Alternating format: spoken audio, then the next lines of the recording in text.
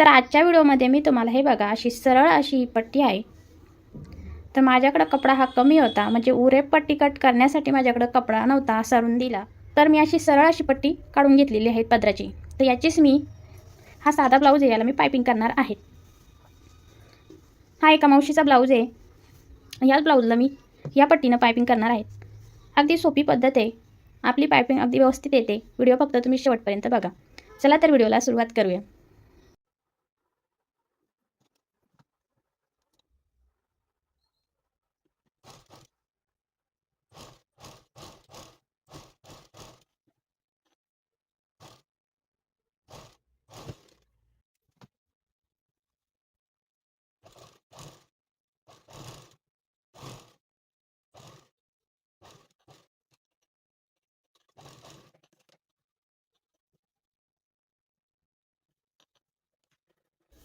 आता आपल्याला जितका कपडा ठेवायचा आहे तितका असा फोल्ड झाला पाहिजे, फक्त तितकाच आपला कपडा हा एक्स्ट्रा ठेवायचा आहे। हे बघा, या पद्धतीनं असा पूर्ण फोल्ड झाला पाहिजे तिथपर्यंत, म्हणजे या साईडला बाहेरच्या साईडला दिसायला पण नको आणि सरळ शिलाईपर्यंत आला पाहिजे फक्त तो।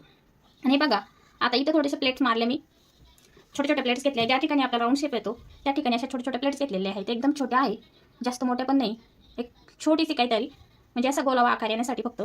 एक या ठिकाणी राऊंड शेप इथं आला होता या ठिकाणी, आणि इथे सुद्धा या इथे अशा दोन ठिकाणी, इथे दोन आणि इथे दोन छोट्या छोट्या, आणि या इथे एक। तर अशा प्लेट्स मारल्या छोट्या छोट्या फक्त। तर अशी सरळ पट्टी असल्यावर छोट्या छोट्या प्लेट्स मारल्या तर आपल्याला आपल्या पायपिंग छान येते। आणि एखाद्या वेळेस नाही राहत कपडा तर आपण असं ॲडजस्ट करायचं, अशी सुद्धा पायपिंग छानच येते।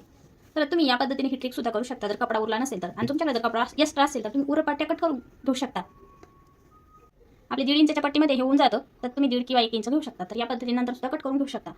तर या पद्धतीने आता आपल्याला हे बघा असं फोल्ड करायचं आहे आणि वरून एक शिलाई मारून घ्यायची, अशी अशी वरतून एक शिलाई मारून घ्यायची, अशी फोल्ड करत एक शिलाई मारून घ्यायची। आता मी ही शिलाई मारून घेते।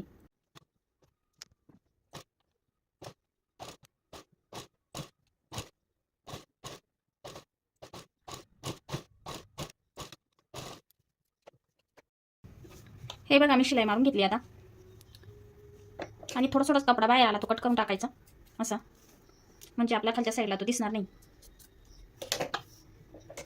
जिथे जिथे बाहेर आलेला आहे तिथे तिथे तो कट करून टाकायचा। आणि गळ्याला असे कट करायची गरज नाही, असे नाही का कट मारता, ते कट मारायची गरज नाही, अशी सुद्धा छान पायपिंग येते। आता ही दुसरी स्टेप झाली। आता लास्ट स्टेप सांगते मी तुम्हाला।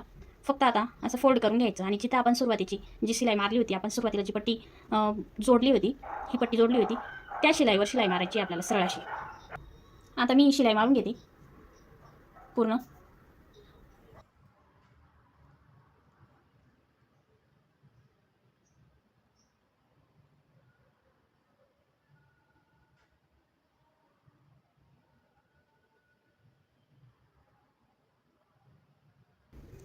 आणि बघू शकता मैत्रिणी, आपली पायपिंग किती सुंदर आलेली आहे।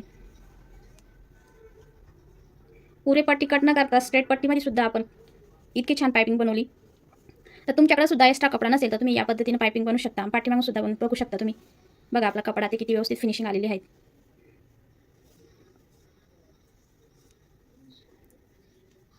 मैत्रिणींनो, तुम्ही माझा व्हिडिओ पूर्ण बघितल्याबद्दल मनापासून तुमचे धन्यवाद।